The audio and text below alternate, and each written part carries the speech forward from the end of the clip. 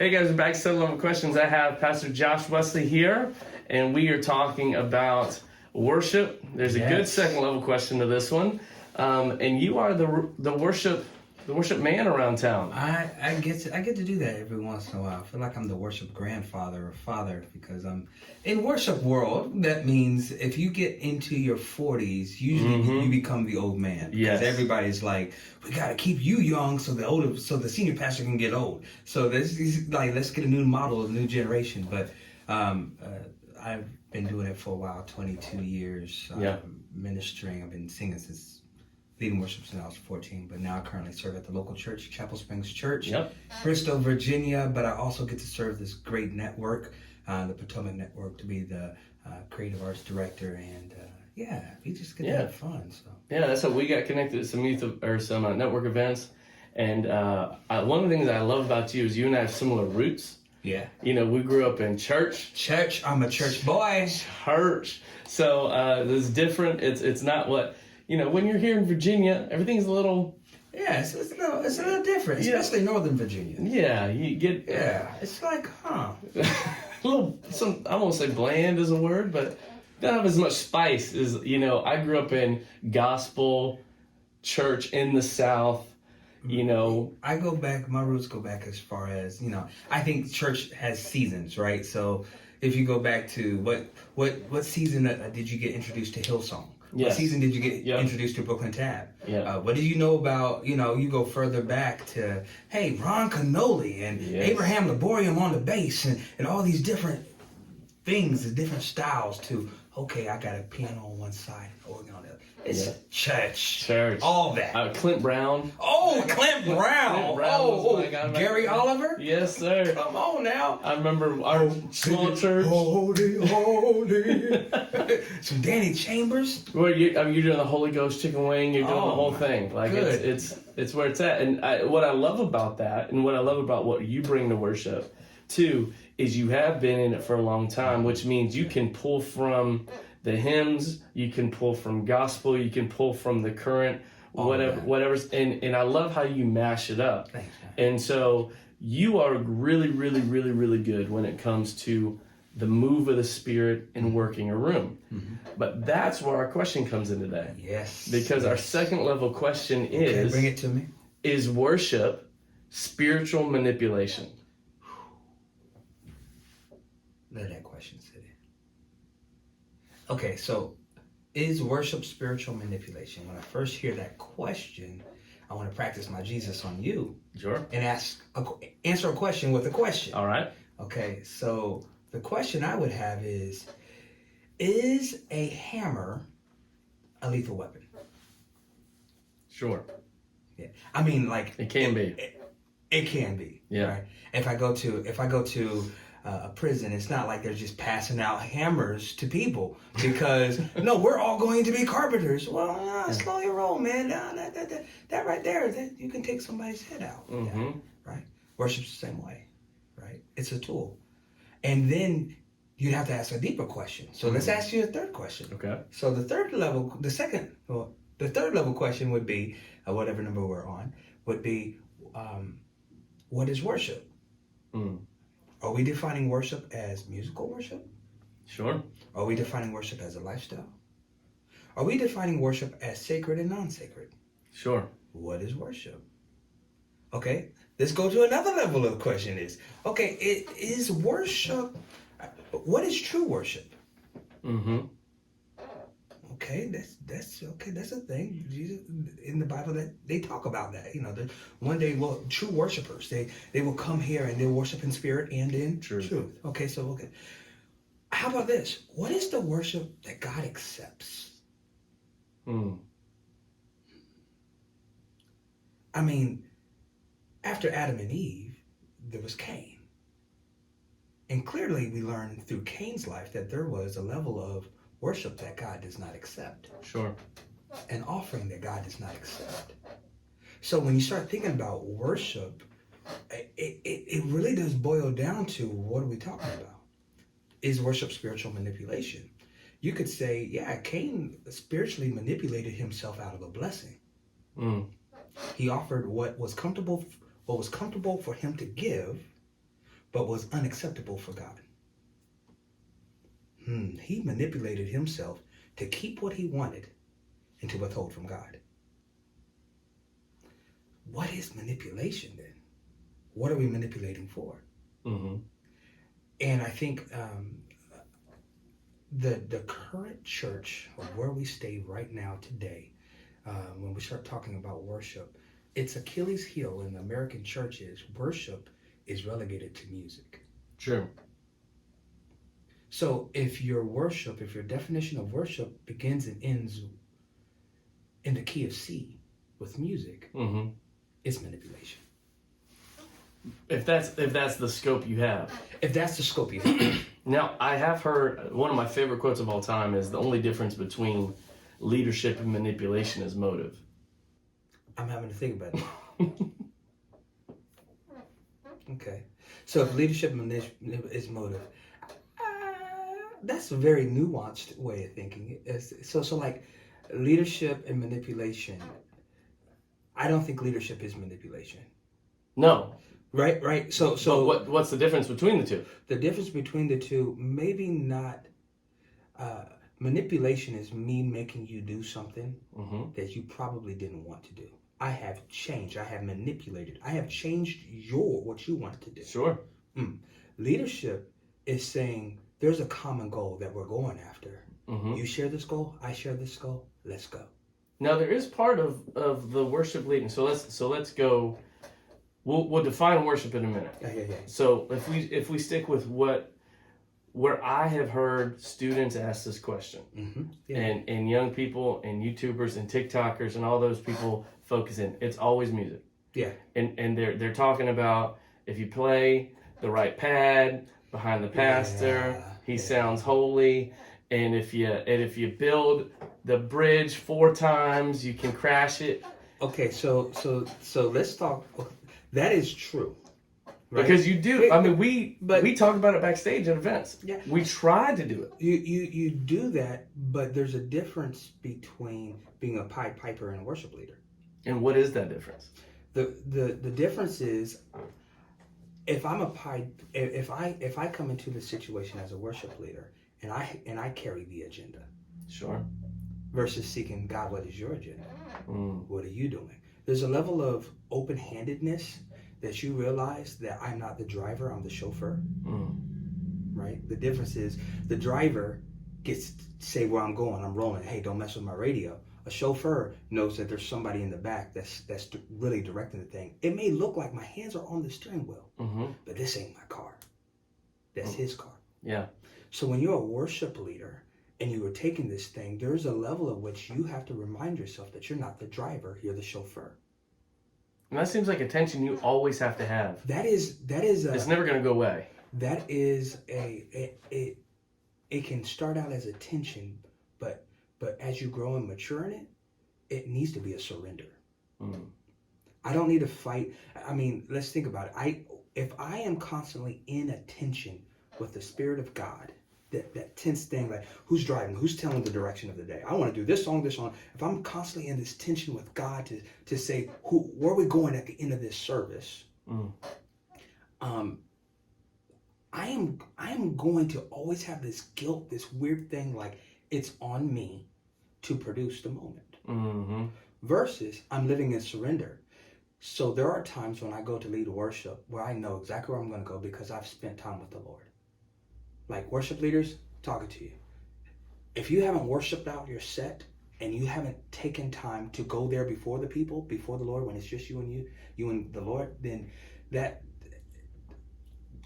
the wrong foot to start on. Yeah. Because it really is about what's happening when I hear the Lord saying to me in my closet, in my prayer time, and then I flesh it out in front of my team, my band, my worship leader. Then we get to flesh it out and start steamrolling in practices and rehearsals. And then we steamroll it out to when we're in the congregation and it just become live and you start seeing a deeper revelation every iteration between you and your team, you and the congregation, and as you send them out. Right? So that is a holistic view of how that works. So when you start talking about where's the manipulation in, what's what's the difference between being a chauffeur and a driver? It practically shows up when the driver gets in the car and sometimes he says, we're going to the airport. Mm-hmm. Boom. There's like 3 ways I can get to Dulles from where I'm at. Sure. But then what happens if he gets in the car and he says, just drive? To a type A person, you're going to be like, what do you mean just drive? No, just go. I'll tell you when to go. I'll tell you when to turn left. I'll tell you when to turn right. Doing this after so many years, the tension, the discernment, I would say, that I have learned is to know when the Lord has given me a plan to work out, and I've seen it and I trust him. And then to know he said, sit down at the piano and just go. Mm-hmm. And then there's this beautiful convergence that happens when it's like, I have this plan. And then something other happens in the room. Mm. It's like he's been in the room the whole time. And then all of a sudden he decides to stand up. Mm-hmm. And it causes for a different level of attention. You're just like, hold up, y'all, hold up. We had a plan. Hold up. The king done changed. Let's just sit here and pause. Mm-hmm. Now, to a person that's not used to that, in the middle of that pause, you'd feel like, oh, I need more drums. Yes. It's too quiet in here. Well, maybe quiet is what, you don't really, if you're locked in a cage with a lion, I'm pretty sure you're not going to ask for more drums. Sure. Yeah. There's enough presence. There's a presence. There's a reverence there that you work with. So when you're in this middle of this moment, and what some people would say, this spiritual manipulation. No. That's leadership. Mm-hmm. The leadership is to know that my driver is going somewhere. I'm facilitating, I'm chauffeuring these people into the presence of the Lord that he's entrusted me with. They think that I'm the leader, but I'm trying to show them, here's the real leader. God is in the room, y'all. Never mind anything I said. It's like John the Baptist. John the Baptist, he was in this mode and everybody's looking to John. Everybody's thinking John the Baptist is the Christ. He's the man. Oh, John the Baptist. And they keep on questioning John the Baptist about who he is.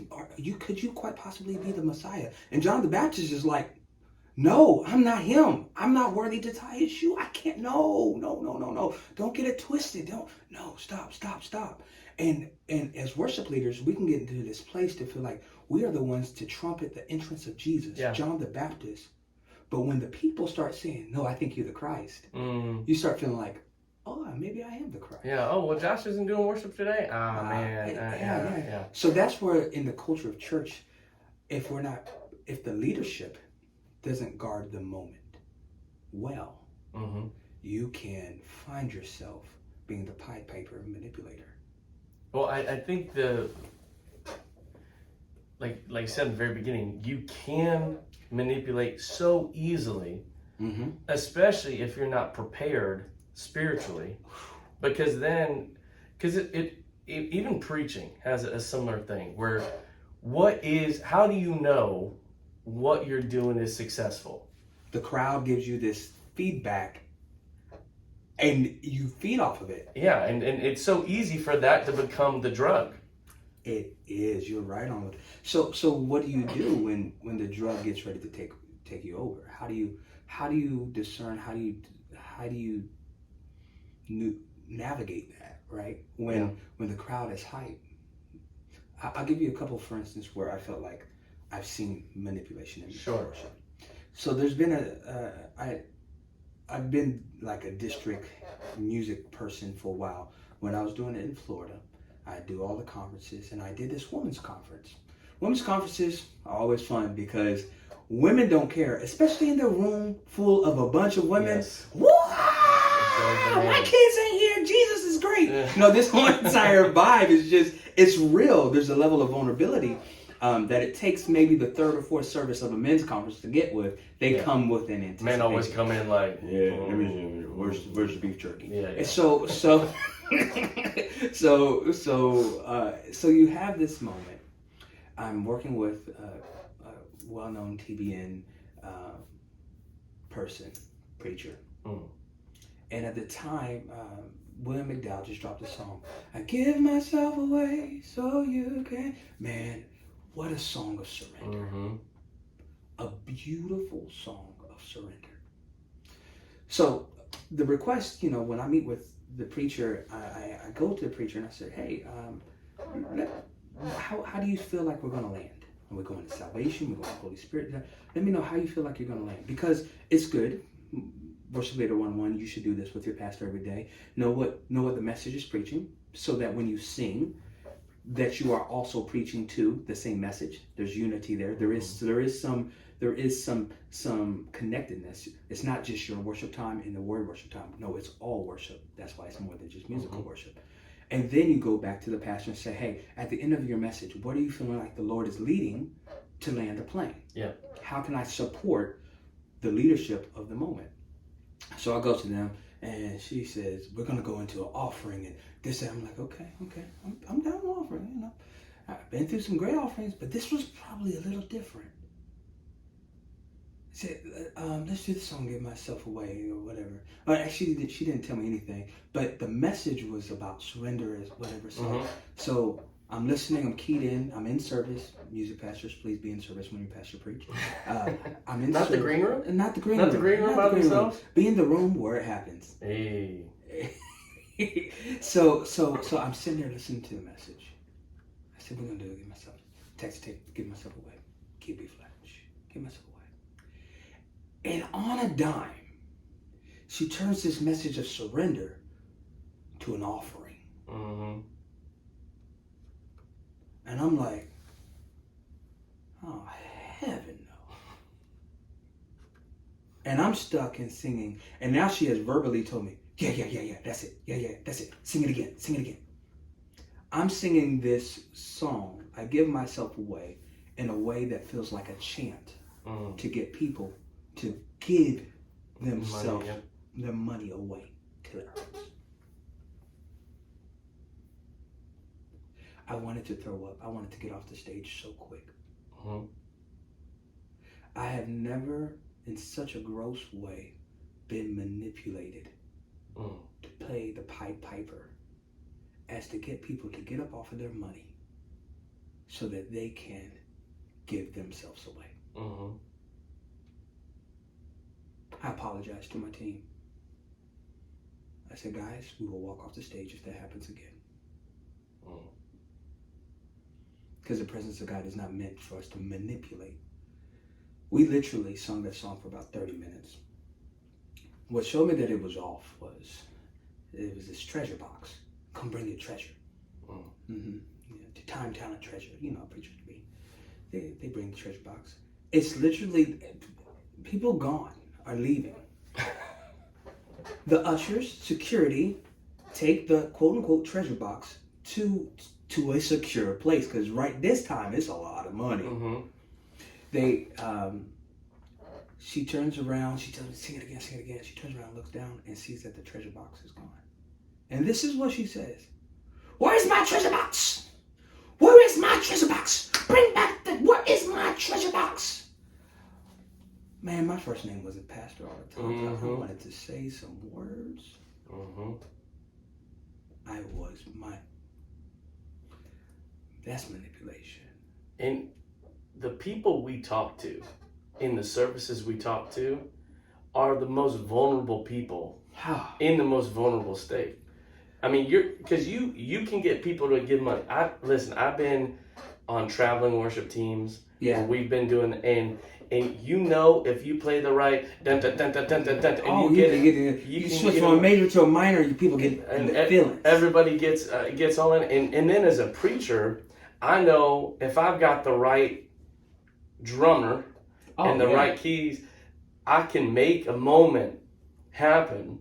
And you're talking about making a moment happen for people who are struggling emotionally, spiritually, vulnerable, mentally. Looking for God, and we've stepped in the place of God to manipulate them. So let's take it to another level. You asked about worship. I said, what about a hammer? Mm-hmm. Okay. What about anesthesia? I mean, I won't mention names, famous comedian that used anesthesia to knock somebody out, to take sexually advantage of somebody. Mm-hmm. However, if you had heart surgery, would you want some anesthesia? You want some anesthesia. So there's this thing that's on us as leaders, church leaders, to protect the tools that God has given us. So when we start talking about music and worship, we got to start talking about, what is music? Music is a tool that God has given us to connect with Him. And to that point, a lot of the times when people question is music and worship and the preacher and all those things, that's just manipulation. They point out the facts.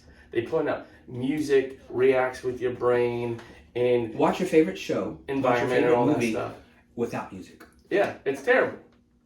And they point those things out like, see, it's the music that's doing it. But I'm like, well, you're not going far enough with the logic. You got to keep going to the point. You're right. It's something that God created, and you can use music to listen to your favorite bop in the car on the way to work, and it makes you happy. Mm-hmm. And that same tool God can use too. But just because the world can use a tool doesn't mean it's manipulation when God uses it. Yeah, it's not manipulation, it's creation. That's good. It's the way that God created you. Co-creators with Him.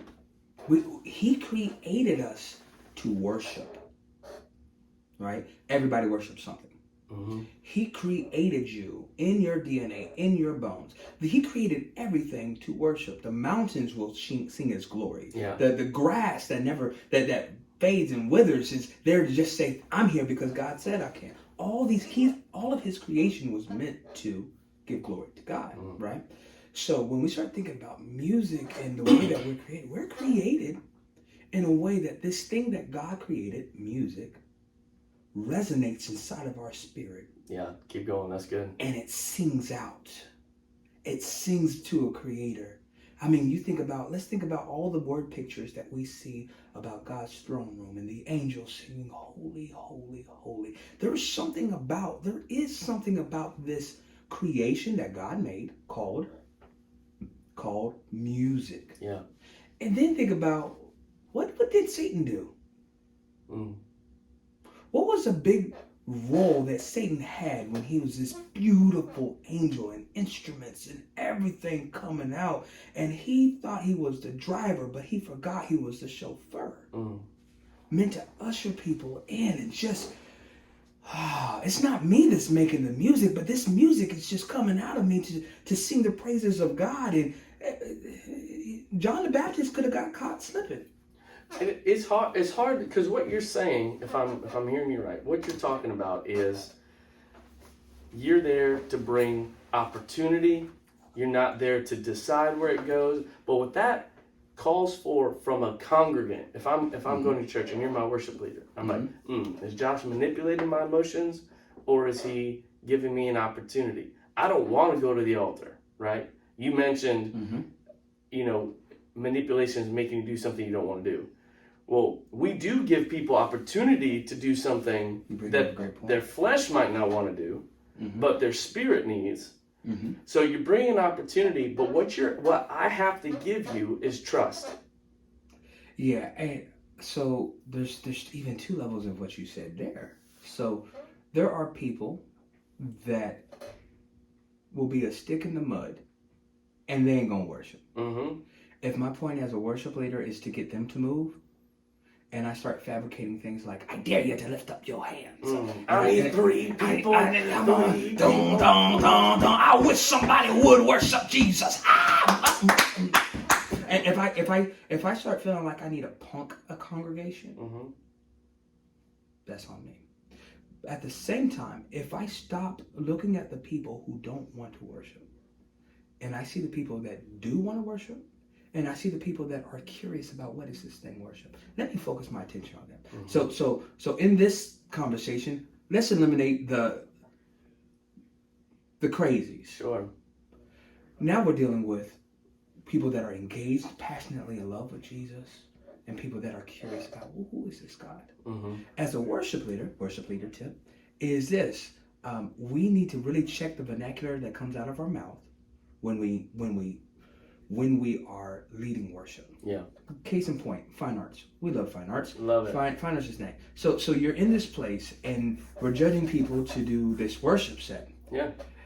First thing they say, come on, would you just stand up to your feet? I don't want to stand to my feet. I mean, let's keep it real practical. Let's keep it 100. I don't want to stand to my feet no more. Mm-hmm. No, I am not. You asked me to stand to my feet one more time for your little sorry solo, out of key, don't know what you're doing, you forgot your word, you didn't even make a setup, you're just doing it right there on the spot, and you want me to stand up for this? Man, please.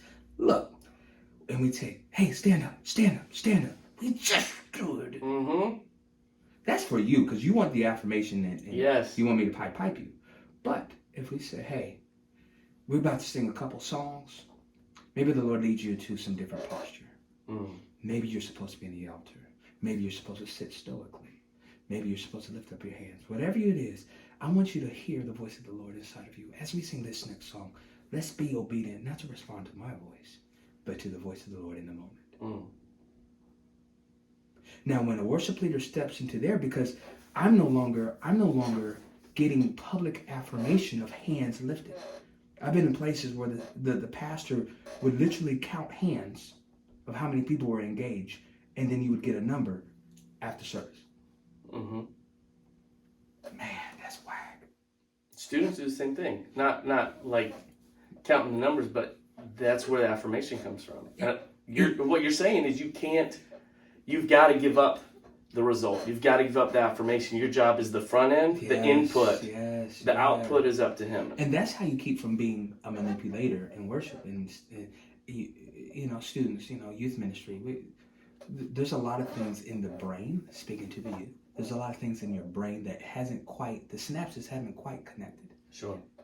The emotions, the control of emotions, how to use an emotion. Emotions are terrible leaders, but great indicators, right?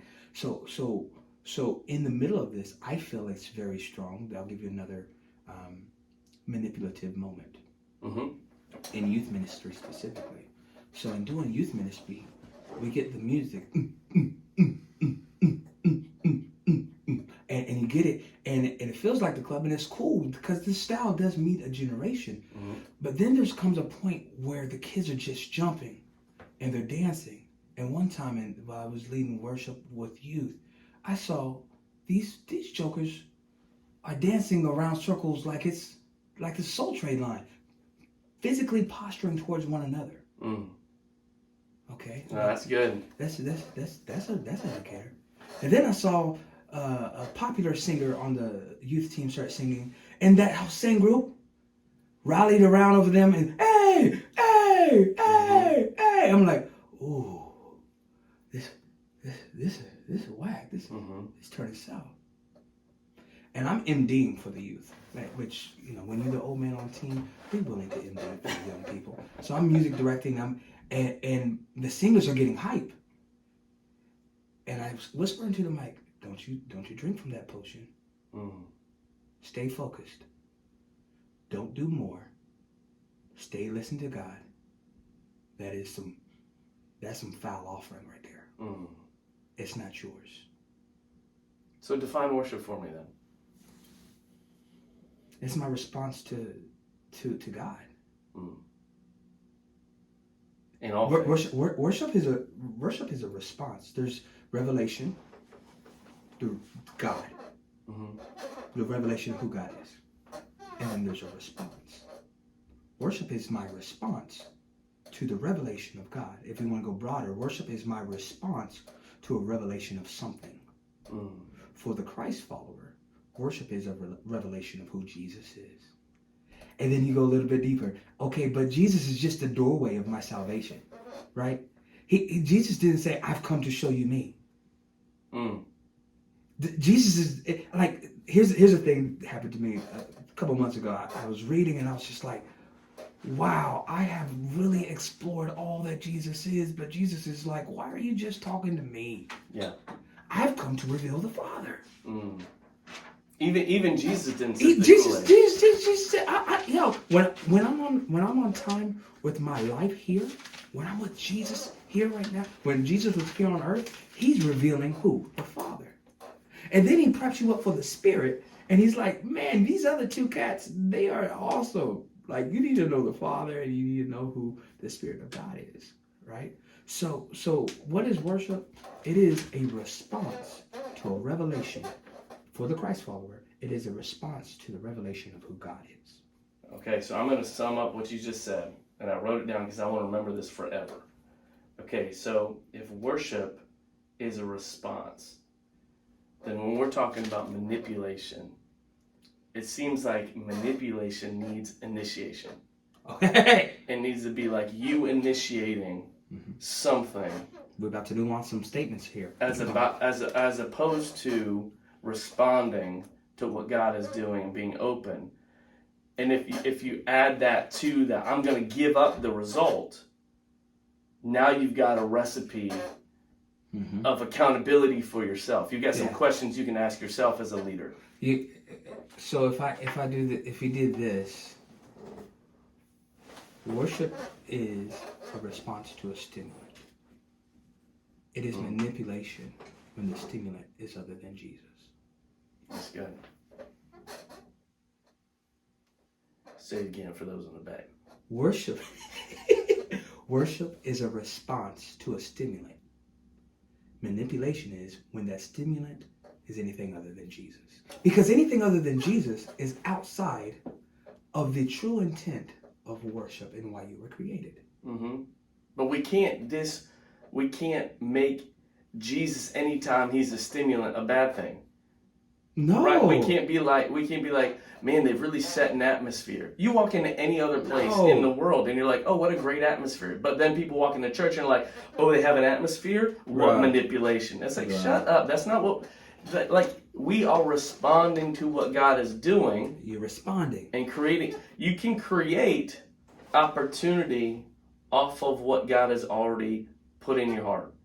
And I think the issue is people have been hurt by church in the past. They don't have a lot of trust for church people and church leaders. And what you need to give a worship leader is trust, and that's not easy. If I could chime in just right there to the hurt people, and listen, you are responsible for your walk with Christ. Period. Leaders will be held accountable. The Bible clearly states that. Leaders will be held accountable. But at the end of the day, if you walk away, you cannot say it's because I was manipulated by a pastor. You need to hear this.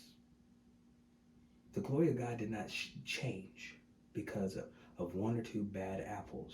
You go in any industry. You know what? There's some terrible car companies out there. You still drive a car. You know what?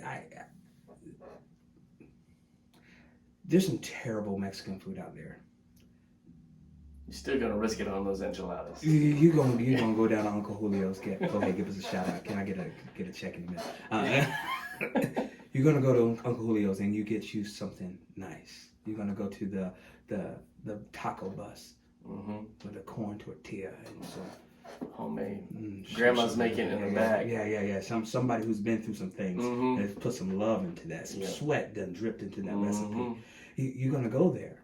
It doesn't stop you. So why in the church body do we allow this church hurt? And the question that you have is really valid for the listeners, for the young people that are listening to this thing. It's because you're questioning what is and what it isn't. Yeah, it's a very nuanced question. It's hard to answer. It is, and it comes off when you first hear the question. It comes off. Is it snarky? Is it that's you might find yourself in a snarky space right now where you're just like, I have a lot of cynicism about the church. And then some people say, I have cynicism about the church, but not about God. But you can't separate the two. No, you can't. You can't separate church and God. The true body of Christ and who God is. You can't separate the two.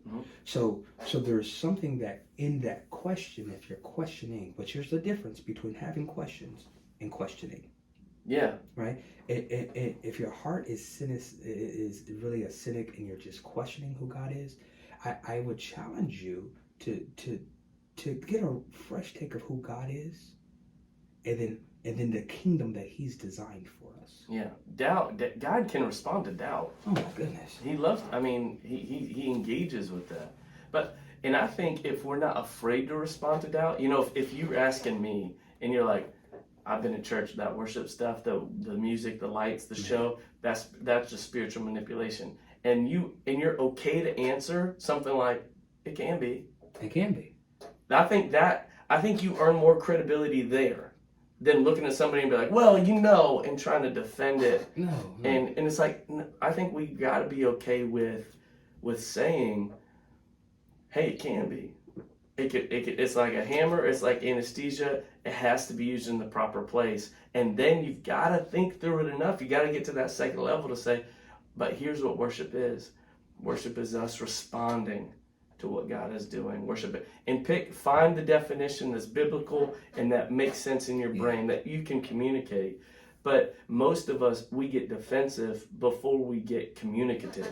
So for the pastor, so like to your point for the pastor that is walking through things with people, and you feel like you have cynics criticizing your worship pastor, or you're the music person and you feel like everybody's critical of everything that you do. I think there's a bit of it that you have, when you get offended, it's because you've owned it. So you really need to take a step back and be like, yo, this ain't for you to own. Mm-hmm. If what you did was as unto the Lord, if how you emoted, how you gave was a true response to who God is, they can figure it out. Yeah, 2 stories that go together. Yeah. One was last minister's retreat. Might have been the one before that. Mm-hmm. God was moving. Mm-hmm. The preacher preached, thing happened. Mm-hmm. And something that I love that you did was you played the keys. Mm-hmm. And you had a song that kind of led to altar time, and you only went through it once or twice, mm-hmm. and then you just played the keys. Mm-hmm. And me, I've been in those rooms for a long time, for a lot of them. Mm-hmm. And I remember looking at you, waiting for the next thing. And the congregation, waiting for the next song. What are the next words we're supposed to say? And it took about 30 minutes before it really sunk into like my spirit. Oh, I got to come up with the words. This is it. This is all we're doing. And then the breaking that happened all across the room by pastors, people who do church, people who are part of this kind of genre of what we do, and they got to moments where they started to hear their own prayers for the first time in a long time, where they started to look around, and now instead of their attention being focused on singing a worship song, they had enough attention to look around and go like, you know what, I haven't prayed for Bob in a while. Mm-hmm. And they walked over and started praying, and I was so impressed.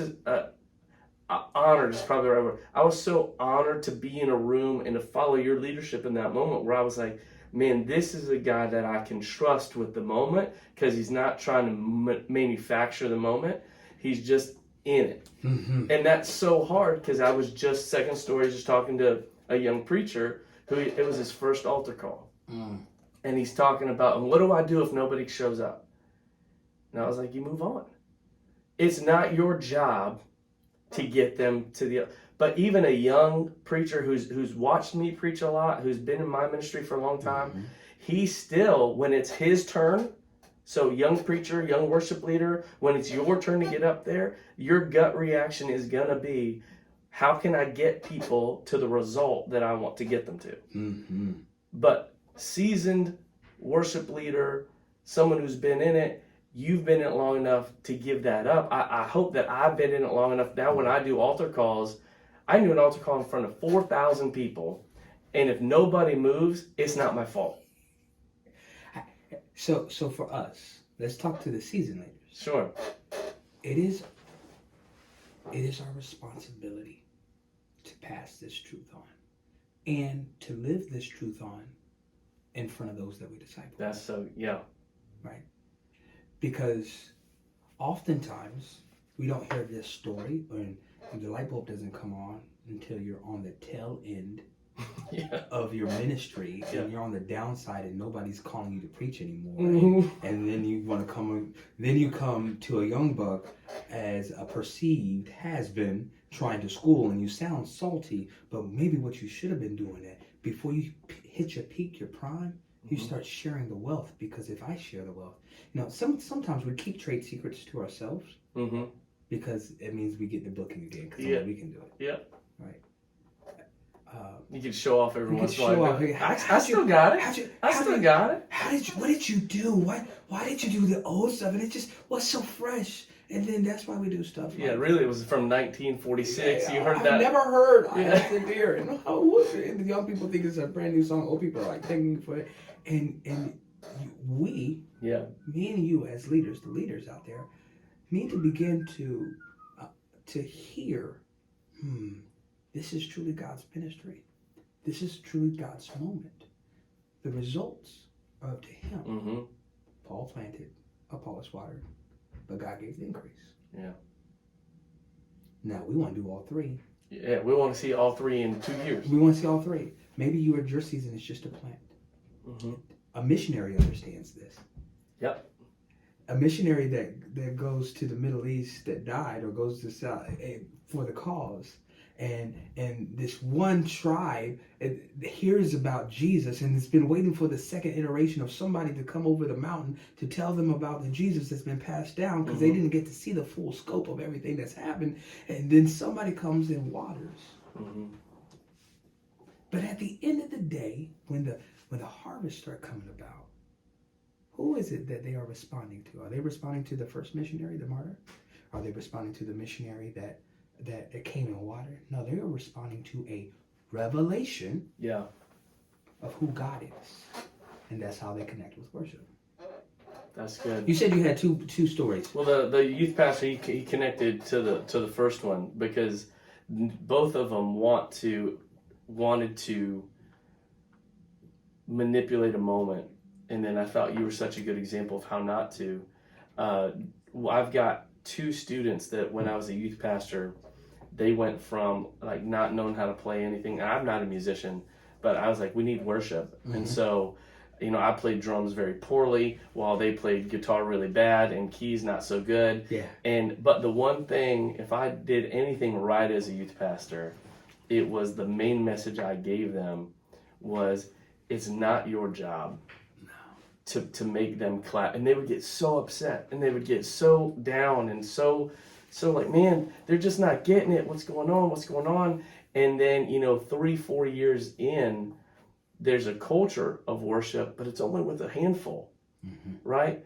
But now I'm watching those same kids in their 20s do ministry, and their heart for worship is completely different than other students that I've worked with. And God's kind of shown me, like, my job wasn't to create the next Maverick City on my little youth group on the Eastern Shore.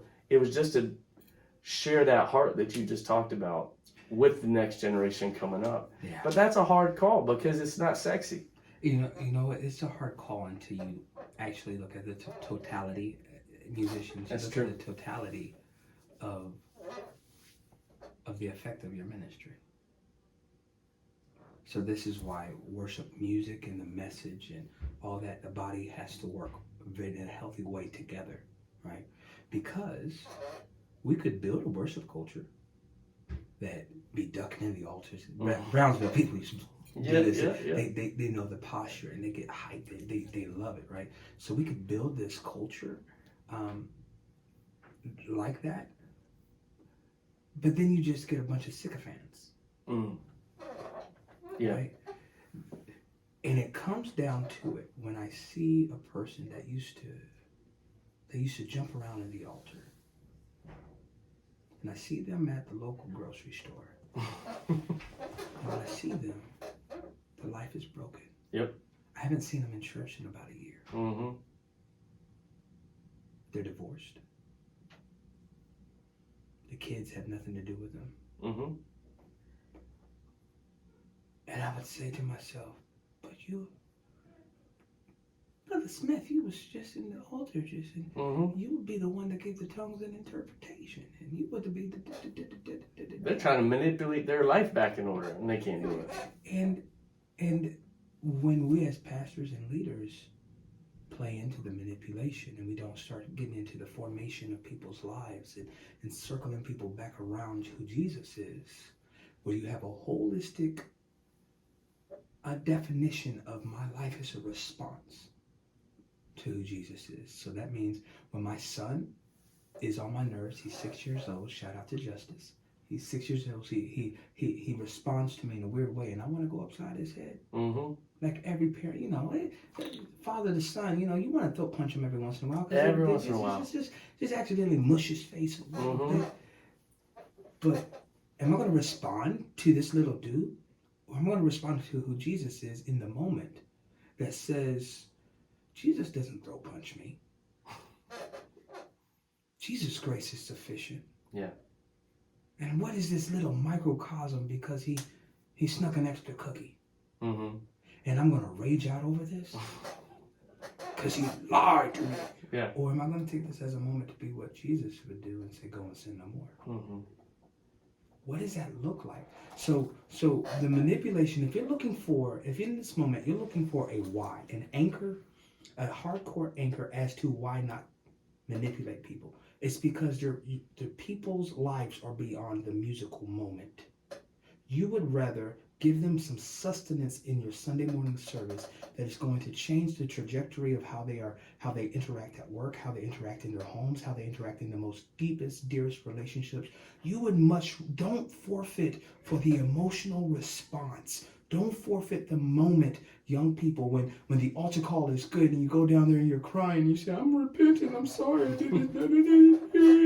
And it's Thursday night at a camp meeting and you're just like, oh, yeah. I done messed up Monday, Tuesday, Wednesday in the back part of the camp. Now it's Thursday. Everybody gets saved Thursday before you go home. And you get this thing and you're just responding out of emotion and you're going to go back home Monday and you're going to be the same.